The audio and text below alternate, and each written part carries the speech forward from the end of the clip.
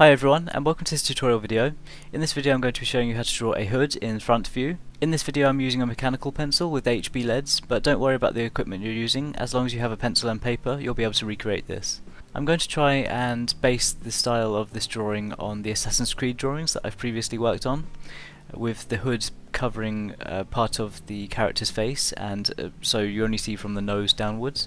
This is a nice way of cutting down on the details you need to add. So before I started recording this video, I sketched a basic outline of a character's face from the nose downwards. I began by sketching the inner edges of the hood, and at this point the lines were very relaxed and I wasn't worrying about placing any precise lines at this point. It was all about getting the basic idea of the shape of the hood. The fabric of the hood is always going to be moving and changing in shape, so you don't have to worry about placing it in an exact way. So just follow a nice flow around the outside of the face, and make sure to have it low enough to be covering almost part of the eyes. It's going to be just above the eyes, so we can add some shadow below it. When it comes to sketching the outer edges of the hood, it's important to consider the size of the character's head and where that would be underneath the fabric of the hood. Also thinking about the way the fabric would flow over the head with some ridges and folds, especially along the sides of the head and along the shoulders. At this point I also started figuring out where I wanted to add some seams to make the fabric seem realistic and to add that kind of design that you'd expect in a kind of Assassin's Creed drawing. So I added a seam going along the top of the head and a couple of horizontal seams going along around the inner edges of the hood.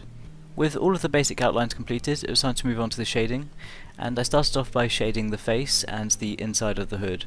So I added some extremely dark shading around the inside edges of the hood, especially underneath the top of the hood and around the eyes, to keep that part of the drawing completely shaded, so you don't have to focus on the details of the eyes. It's nice to have them completely in the shade and not have to worry about those details. All of the Assassin's Creed characters have this kind of characteristic of having their eyes hidden, and I think this makes this character look like that kind of assassin style. I used blending sticks to help smooth the shading around the face, especially along the edges of the cheeks and along the nose. I wanted to show some highlighted areas to contrast with the dark shading, and I figured out that I wanted the light source to be from the left, and so I made sure the left side of the nose was completely highlighted and along part of the chin and the lips.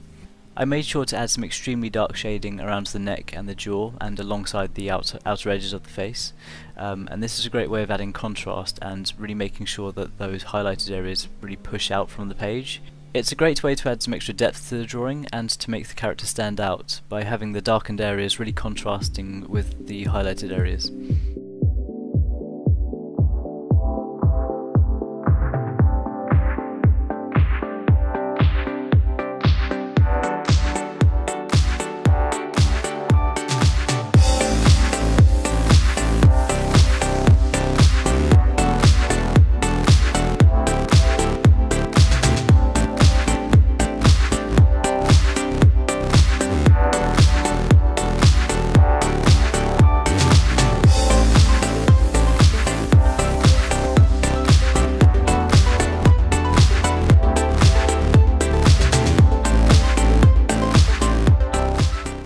With the shading of the inner portion of the hood completed, it was time to move on to the shading of the fabric of the hood. And I started off by shading the right side of the head. This is the area that is going to be in the most shade when thinking about the light source being on the left side of the drawing. So the right side needs to be much darker than the left. In this case I started off by adding some really basic shading to begin with and using the blending stick just to get some idea of how dark I wanted this area to be. Making sure to add some darkened areas, contrasting with some highlighted areas. I find that it helps to have some of the highlighted areas alongside the darkened areas to really show that contrast and show that kind of crumpled effect of the fabric. When you consider the way the light is hitting the hood, it's important to think that the shadows would be cast on the right side of any highlighted area. And so any areas of the hood that you want to push forward, you would need to add some darker shading to the right side of that to help boost the realism and the 3D effect. I also found this rule helpful when adding the seams to the hood.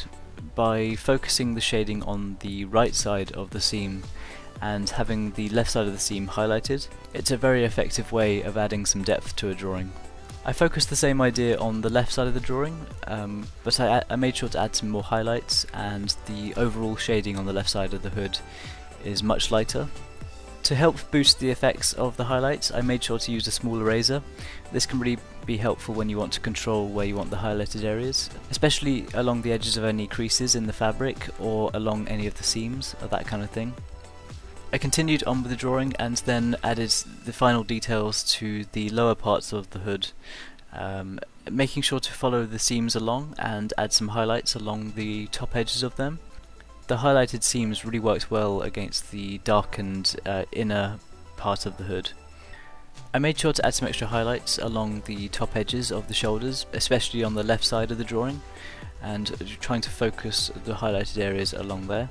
And I also added some darkened shading between the folds where the shoulder meets the hood, and this is a great way in general of defining the shape of the hood and the shoulder area.